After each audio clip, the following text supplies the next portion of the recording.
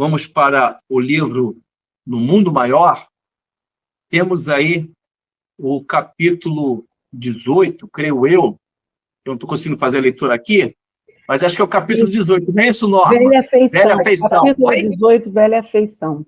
Muito agradecido. Velha Afeição, capítulo 18 do livro No Mundo Maior. Matéria mental das vítimas.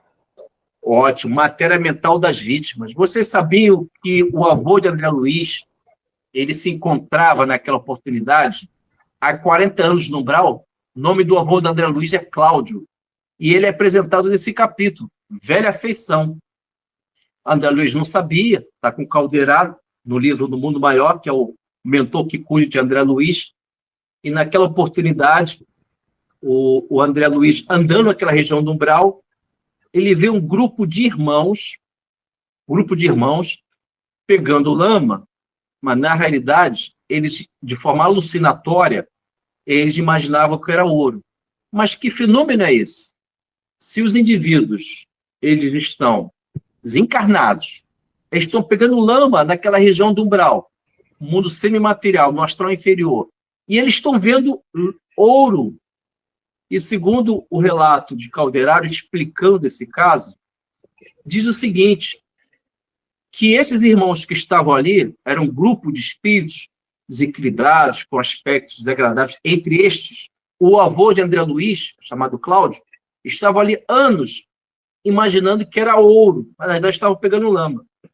Eles, na última encarnação, cada um deles, eles viveram o egoísmo feroz, eles predicaram vidas em nome do poder econômico, eles viveram os benefícios das injustiças que, às vezes, as riquezas, elas oferecem, porque, às vezes, as pessoas, elas agem na ilicitude, elas estão agindo de forma ilícita para alcançar benefícios materiais, financeiros, e esses irmãos têm essas características, que eles viveram o egoísmo brutal, e ao desencarnarem, eis aí o tema, o estudo desse último e quarto retângulo, indo pela seta, detalhe pela seta, matéria mental das vítimas.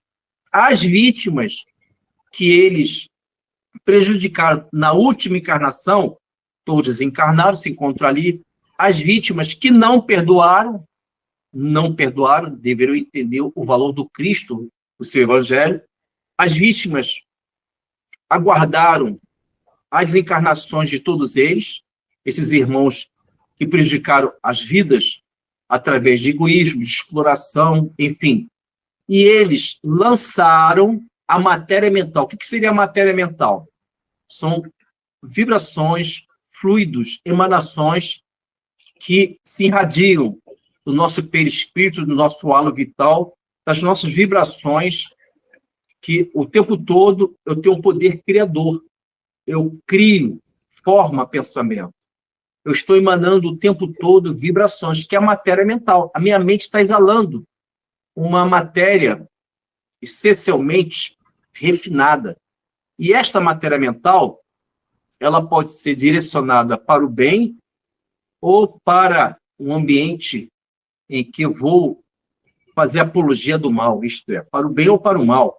Então, essa matéria mental, essas vibrações que saem da minha mente, elas podem ser direcionadas na oração, vai consolar. Eu posso direcionar as minhas vibrações ao destinatário que vai sentir a paz de espírito através da oração.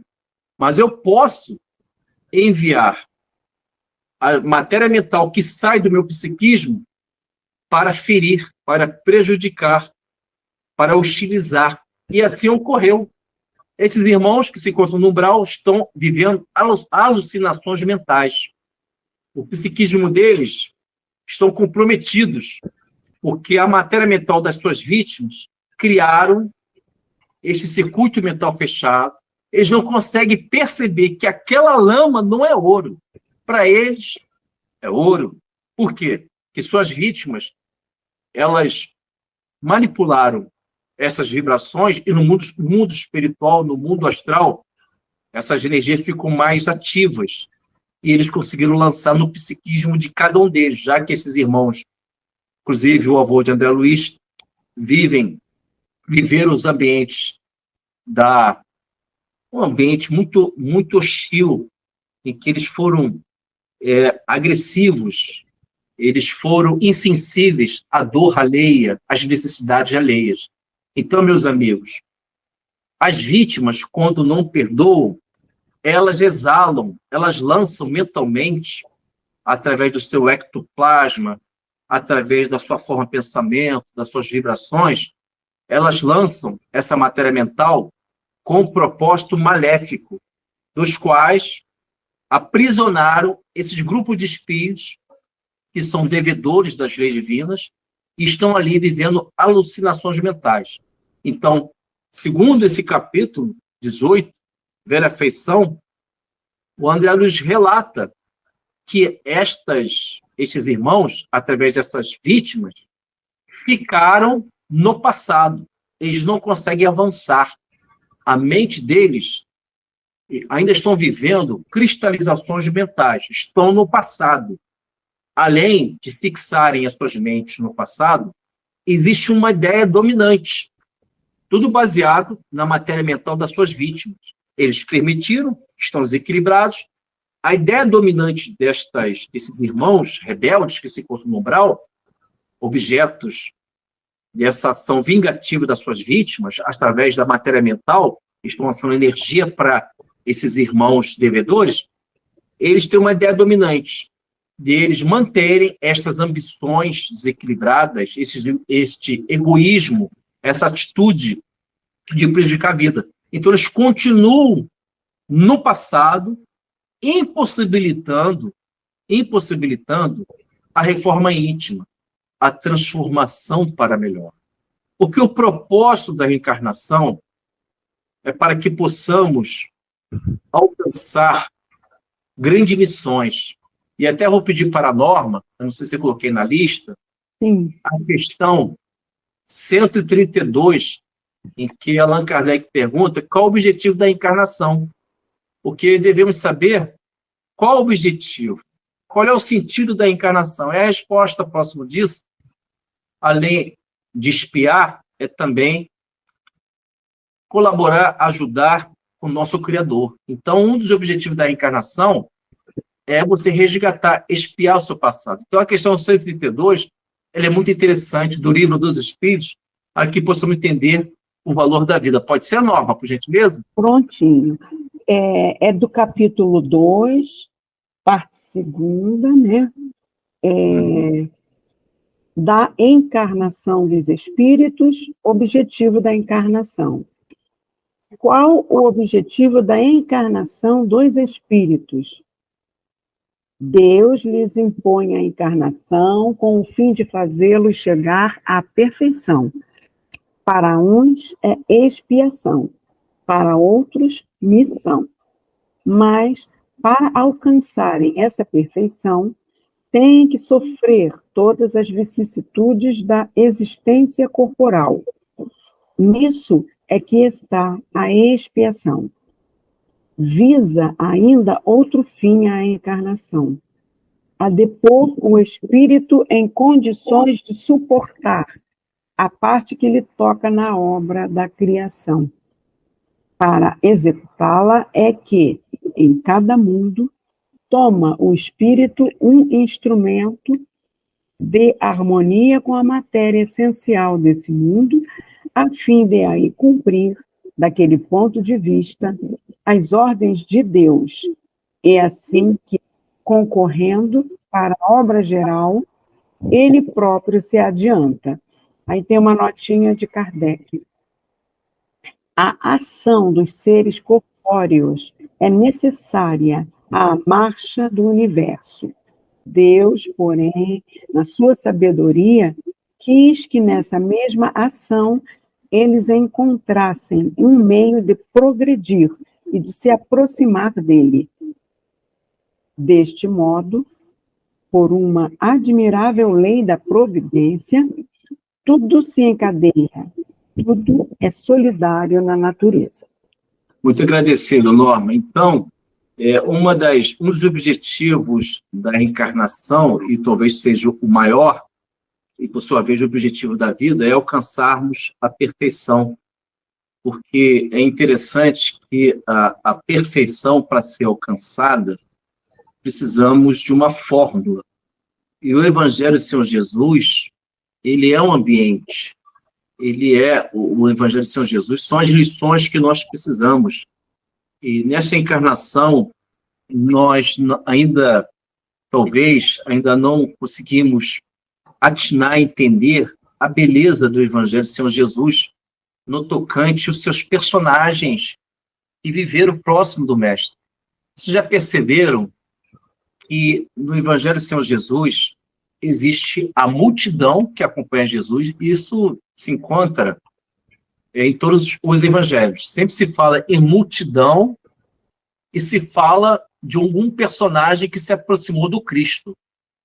Então, primeira coisa, estamos ainda na multidão ou somos aqueles personagens que tiveram a coragem de sair dessa multidão, dos condicionamentos, de agir segundo a manobra do grupo?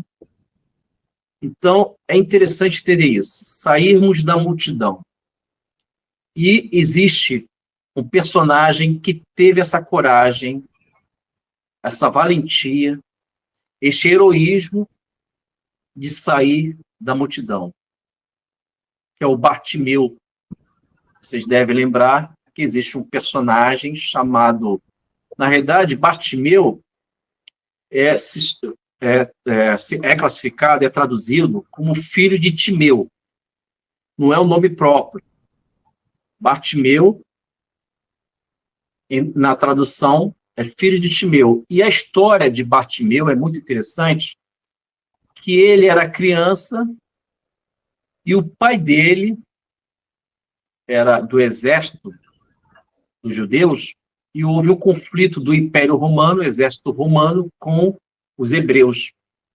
E prenderam o Timeu com o filho dele. O filho dele era criança.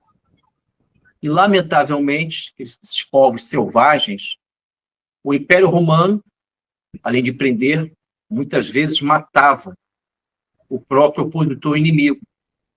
E, ao matar Timeu, o pai desse irmão que se encontra cego ali numa calçada em Jericó, que ouve falar em Jesus, está ouvindo a multidão clamar a Jesus. Mas, quando criança, o pai dele foi morto na frente dele. E a última imagem, antes de ele ficar cego, porque o soldado romano cegou o filho de Timeu. E ele viu o pai morrer antes de ser cegado. Bom, essa criança se tornou adulto e está ali em Jericó, cego, na calçada da vida, e ele começa a ouvir a aclamação da multidão falando de Jesus, anunciando a presença de Jesus. E o Bartimeu, filho de Timeu, ele resolve valorizar o que ele tem, que é ouvir. Então, ele valoriza aquilo que ele tem, o melhor, e não ficou somente na cegueira. E ele começa: Jesus, filho de Davi, tem misericórdia de mim. Então, ele começou a se exaltar, a ponto do Mestre Jesus pedir para que os apóstolos pudessem trazer o filho de Timeu. Isso está nas Escrituras. Em um dado momento, é levado o filho de Timeu perante a Jesus. Então, existe uma situação que diz respeito a todos nós, meus amigos. Filho de Timeu é cada um de nós. Porque este irmão cego, ele tem uma memória. Antes de se tornar cego, ele viu o pai morrer nas mãos do Império Romano. Então, havia uma memória que ele não conseguia superar. Foi a última imagem antes de se tornar cego quando criança. Mas, além da cegueira, ele tem essa memória triste no mundo mental dele. E Jesus pergunta: que queres que eu faça? Aí ele responde ao mestre: que eu volta a ver. E Jesus cura o filho de Timeu. E é incrível a vida, meus amigos. Aquela memória que guardou, arquivou a morte do seu próprio pai, quando ele volta a abrir os olhos, ele vê a face de Jesus. A face de Jesus dilui, dissolve esta memória que todos nós temos. Memórias, arquivos de vidas passadas que trancam a nossa liberdade. Essas memórias, quando elas vivem as ruínas do próprio eu, quando estas memórias são réus da própria consciência, quando estas memórias elas criam pelo pensamento acidentes perigosos a ponto de vivermos prisões emocionais, o filho de Timeu, eis aí um personagem que devemos estudar ao longo dessa nossa encarnação. Sejamos o filho de Timeu, que teve a coragem de ir até o mestre e, ao ser curado da sua vista, ele vê a face de Jesus. E Jesus curou não somente a visão do filho de Timeu, que era cego, mas curou a memória do filho de Timeu.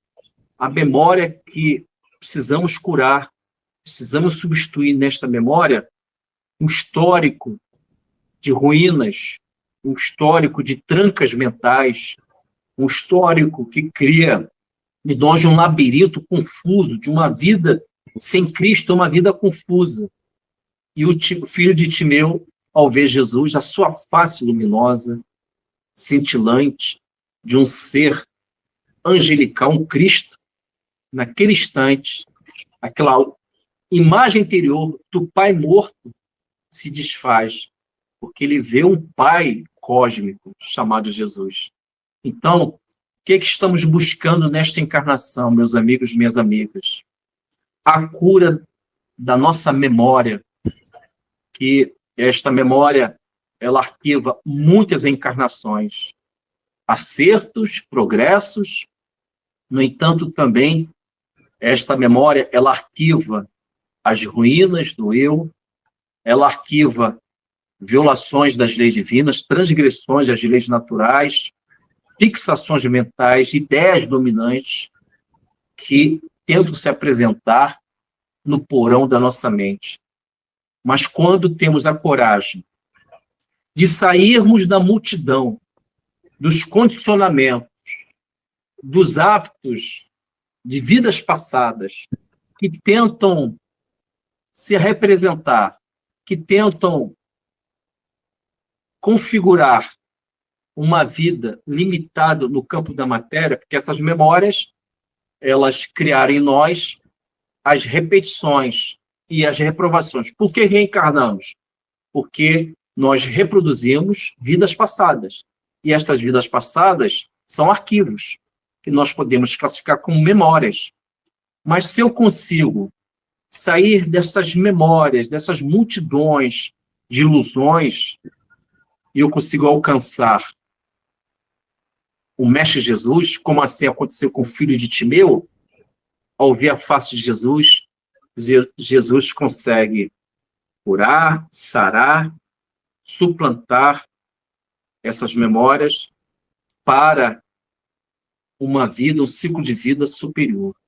Então, meus amigos, finalizando os nossos estudos, vamos procurar estudar esses personagens que tiveram a coragem, a iniciativa de sair da multidão de si mesmo e se destacarem com personalidades corajosas, que estas personalidades corajosas conseguiram tocar nas vestes de Jesus, ou as vestes literais, factuais, ou as vestes vibracionais, porque hoje nós podemos tocar nas vestes do Mestre Jesus em vibrações, que existe o fluido universal, e podemos lançar os nossos pensamentos até o Cristo.